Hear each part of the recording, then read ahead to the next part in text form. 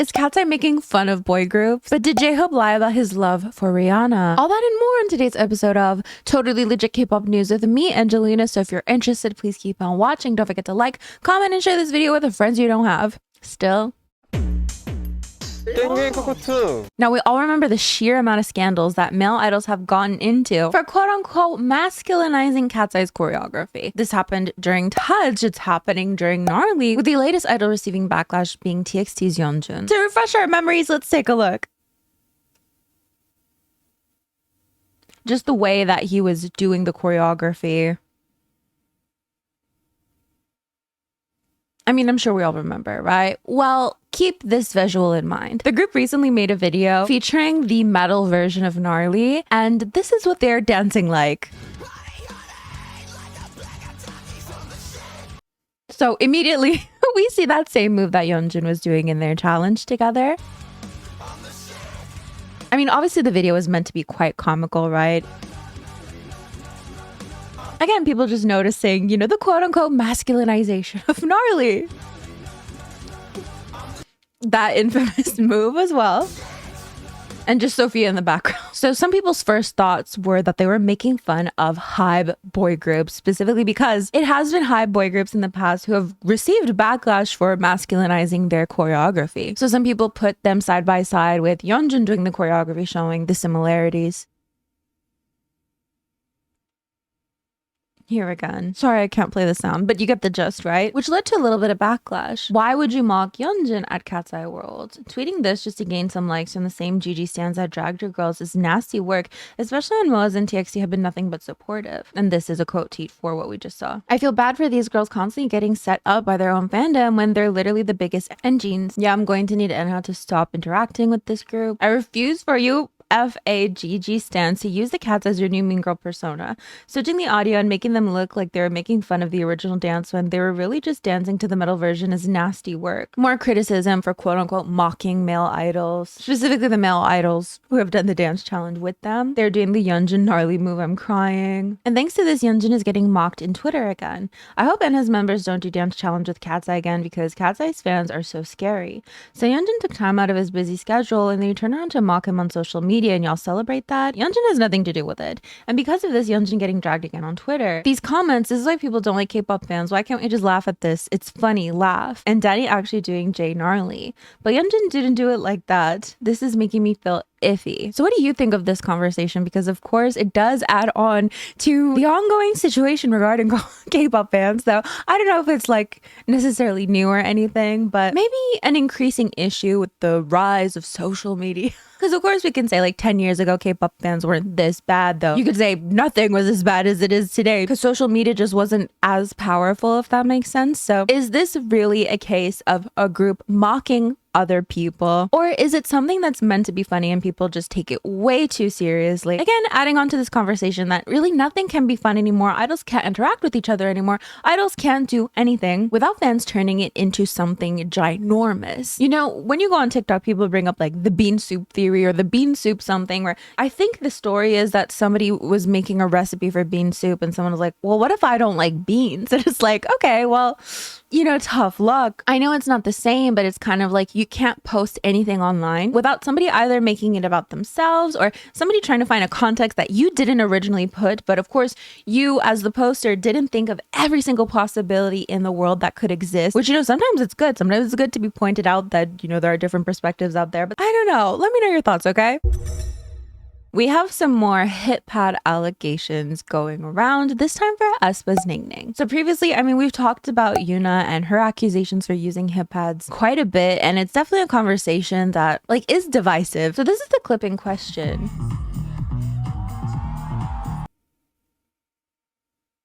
I mean, for the most part, there's a lot of people just praising her, right? Ningning's body proportion, Ningning body goals, and all natural body. But then we're hit with, of course, the hip pad allegations. And you know how the conversation usually goes, people discussing whether or not it is hip pads, whether or not it is natural, and people fighting between the 2 points of view. But there's also like a bigger conversation surrounding this along the lines of, why are we so obsessed with people's bodies? And shouldn't we just let people do whatever makes them feel most confident. And when we did talk about this with Yuna, I mean, let's read some of the comments. And I completely support this opinion that female idols get more criticism regarding visuals, but let's not pretend that the pads on male idol shoulders and shoes influence and cause damage on the audience in the same way BBL hips with legs of BMI 16 does. This K-pop audience is also mostly female and is constantly being bombarded online and offline with unrealistic body standards marketed as naturals, exposed to a market that witch hunts idols who have both legs touching or a square figure even if it's thin. She's clearly wearing hip pads and it's fine for people to say it as long as they aren't trying to shame her.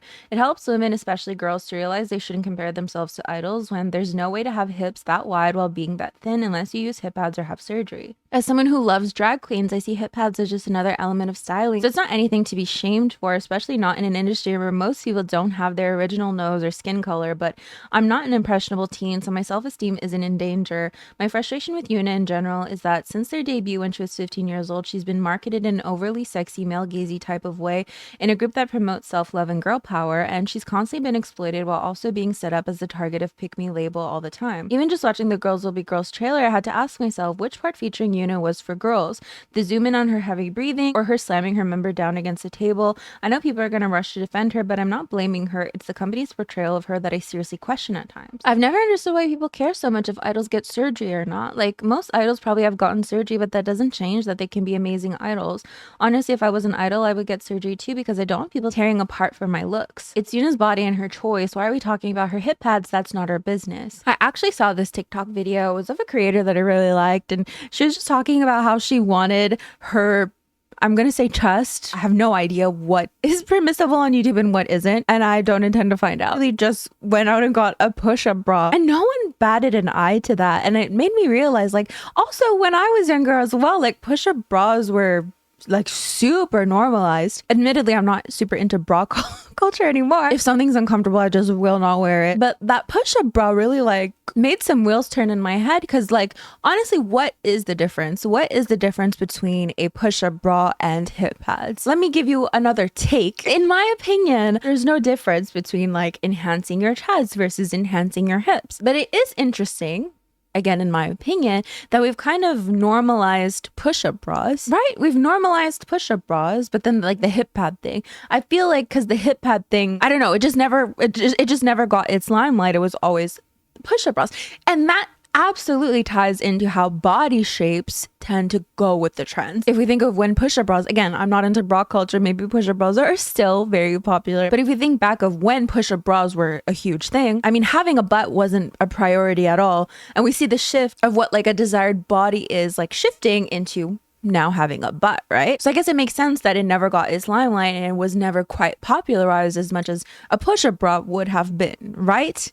Does that make any sense? A broader discussion once again. When you get surgery, is it actually for you or is it for society? Can anybody actually get surgery and it be for you? I see this discussion constantly. I'll be honest, I don't know what I think about that. I'm not saying this is the same thing as being an idol. It is absolutely not. But just being on YouTube, people are comfortable saying you look weird or like critiquing this, critiquing that. And like, imagine this on a large scale where being pretty like actually is your job, and your company pushing surgeries on you, your company pushing ideals on you. Like, of course, I can picture developing insecurities for certain things and like having a comfort in being able to change those things. So in the last video, I did say it's kind of like a double-edged sword. You know, you want people to understand that people's bodies are often not naturally attainable, because a lot of people compare themselves to things that aren't naturally attainable, thinking like, why can't I do this too? But then you also have people commenting like, is it enough to just know? Is it enough to just tell people? Do we cross a line by informing people, by just humiliating the person in question? Let's talk about it again.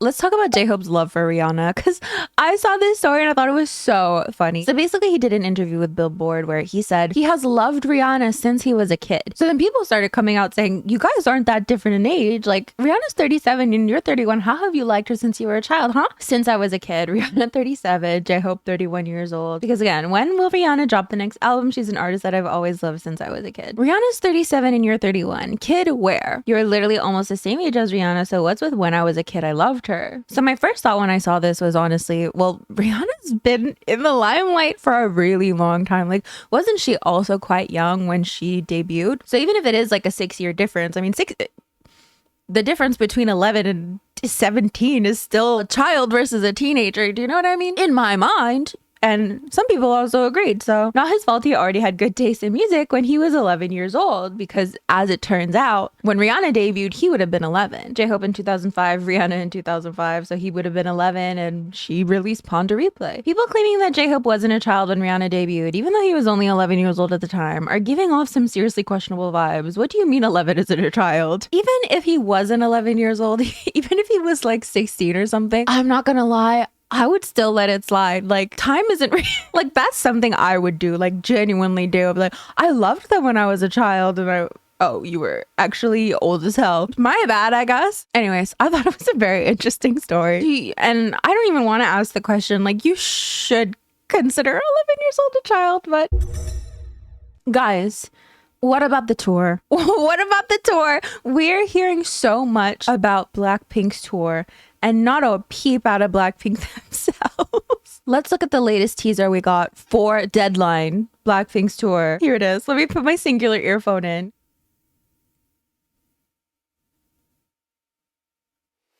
Oh, I was gonna say there's not even any sound. There is, so we're gonna mute it. You know, I'm not gonna lie, that's really cute.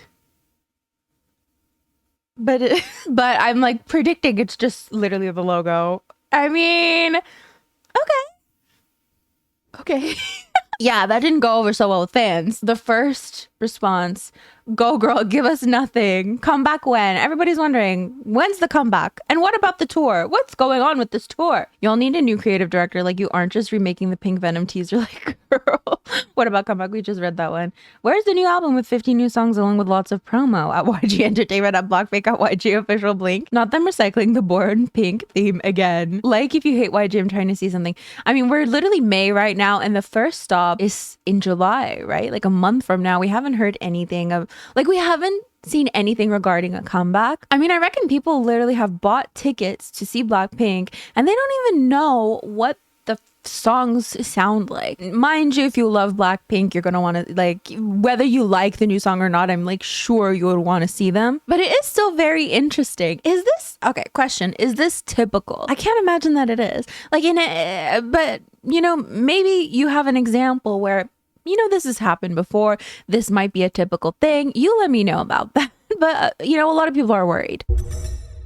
New girl group VVS are under fire for their lyrics of their newest song, DIMM. Some netizens are claiming that they're inappropriate. Let's take a look. So, diamonds in my mouth. Boys, diamonds in my mouth. Yeah, she's bad. Korea's Lil Kim. Oh my god. VVS diamonds hanging on my mink. This line, guys. I'm moving presidential in the ride. Asleep in the back got me feeling like Biden. Fly with the birds like I'm redacted. Got what? What is it? How long is this song? Oh my god. Oh, money is king, baby. I am a prince. I hit him once and blow me a kiss because I'm unalive. That kitty. I hit the dentist like a little menace. Some netizens are saying that the timing of the Biden lyric is not too great, especially given his recent health struggles. And some are also pointing to the fact that it seems to be a reference to a meme that Trump used. Sleepy Biden. I'm asleep in the back. Got me feeling like Biden. Here are some responses. Are they Republicans? Like, what is going on? Are they working with Trump supporting writers or something? Because what? Wait, did they sample a mindless behavior or just like that? It's awfully close. Why are they commenting on our politics? These lyrics are so tone deaf, especially after he literally just got diagnosed with cancer. Sometimes I hate K-pop because WTF, it comes to a point where lyrics need to stop being approved. Why would they even say that?